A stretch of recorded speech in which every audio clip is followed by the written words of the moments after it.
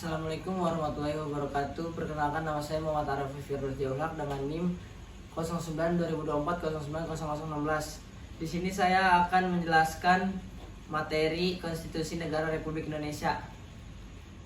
Dan di sini saya dibantu sama teman saya untuk membuat podcast ini. Yang pertama-tama apa yang ditanyain?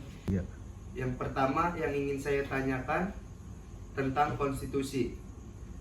Apa itu yang dimaksud dengan konstitusi dalam konteks negara Republik Indonesia, dan dokumen apa yang menjadi konstitusi tertulis di negara ini? Konstitusi dalam konteks negara Republik Indonesia adalah hukum dasar yang mengatur sistem pemerintahan, struktur negara, dan hak-hak warga negara. Di Indonesia, konstitusi tertulis yang menjadi landasan hukum adalah Undang-Undang Dasar 1945 atau UUD 1945. UUD 1945 menjabarkan prinsip-prinsip dasar negara, struktur pemerintahan, dan hak-hak serta kewajiban warga negara.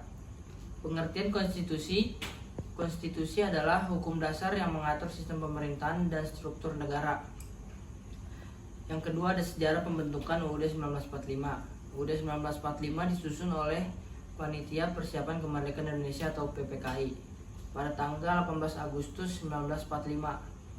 Isi UUD 1945 terdiri dari pembukaan, pasal-pasal, dan penutup. Pembukaan UUD 1945 menjabarkan prinsip-prinsip dasar negara seperti Pancasila, pasal-pasal Undang-Undang Dasar 1945, menjabarkan struktur pemerintahan, hak-hak dan kewajiban warga negara, serta prinsip-prinsip dasar pemerintahan. Kurang lebih seperti itu jawabannya. Ada yang mau ditanyakan lagi? Ada.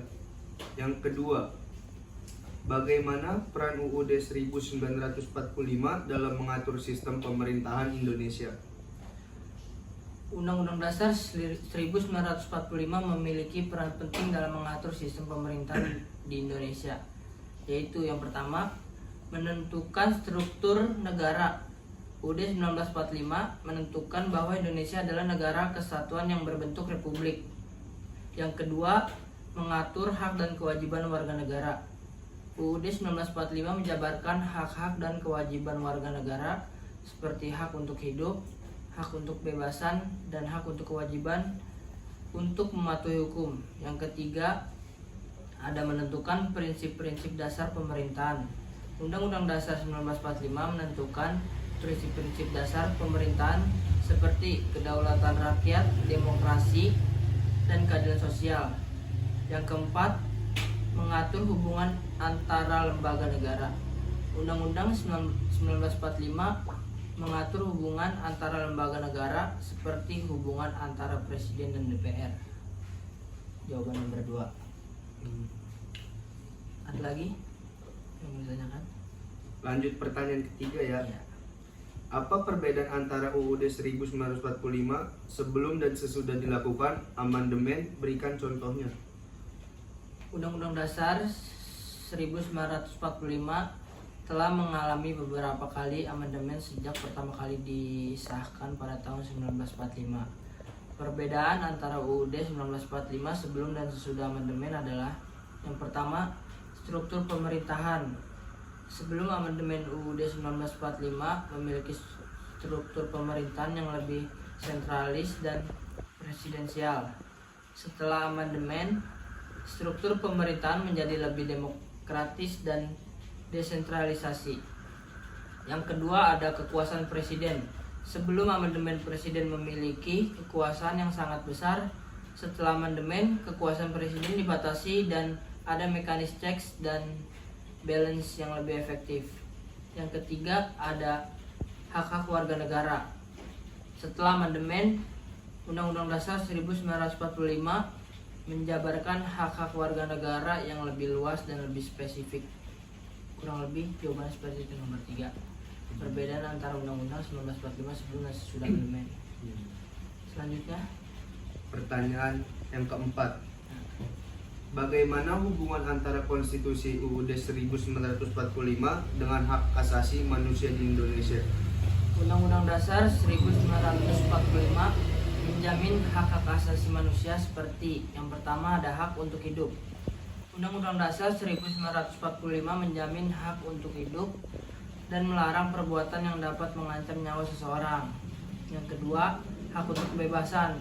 Undang-Undang Dasar 1945 menjamin hak untuk kebebasan seperti kebebasan berbicara, kebebasan berserikat, dan kebebasan untuk memilih. Yang ketiga, ada hak untuk keadilan. Undang-Undang Dasar 1945 menjamin hak untuk keadilan seperti hak untuk mendapatkan perlakuan yang adil dan hak untuk mendapatkan perlindungan hukum. Yang keempat, hak untuk kesetaraan. Undang-Undang Dasar 1945 menjamin hak untuk kesetaraan seperti kesetaraan di depan hukum dan kesetaraan kesempatan. Jawaban nomor 4. Ada lagi yang mau ditanyakan? Lanjut pertanyaan kelima, yang terakhir nih ya. Ya. Apa peran Mahkamah Konstitusi dalam menjaga kelangsungan dan pelaksanaan UUD 1945 di Indonesia? Peran Mahkamah Konstitusi dalam menjaga kelangsungan dan pelaksanaan Undang-Undang Dasar 1945 di Indonesia. Mahkamah Konstitusi memiliki peran penting dalam menjaga kelangsungan dan pelaksanaan Undang-Undang Dasar 1945, yaitu yang pertama menguji kesesuaian Undang-Undang Dasar dengan UUD 1945. Mahkamah Konstitusi dapat menguji kesesuaian undang-undang dengan UUD 1945 dan membatalkan undang-undang yang tidak sesuai.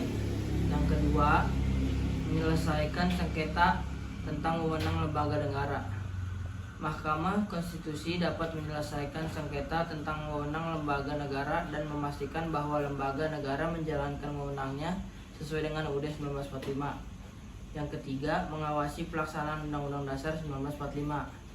Mahkamah Konstitusi dapat mengawasi pelaksanaan UUD 1945 dan memastikan bahwa UUD 1945 dijalankan sesuai dengan prinsip-prinsip dasarnya. Yang keempat, menjaga kedaulatan rakyat. Mahkamah Konstitusi dapat menjaga kedaulatan rakyat dan memastikan bahwa kekuasaan negara dijalankan sesuai dengan kehendak. Pertanyaannya udah sampai sini saja. Cukup, dan terima kasih sudah membantu menjelaskan pertanyaan saya. Ya, sama-sama. Sekian podcast dari saya dan teman saya akhiri. Wassalamualaikum warahmatullahi wabarakatuh.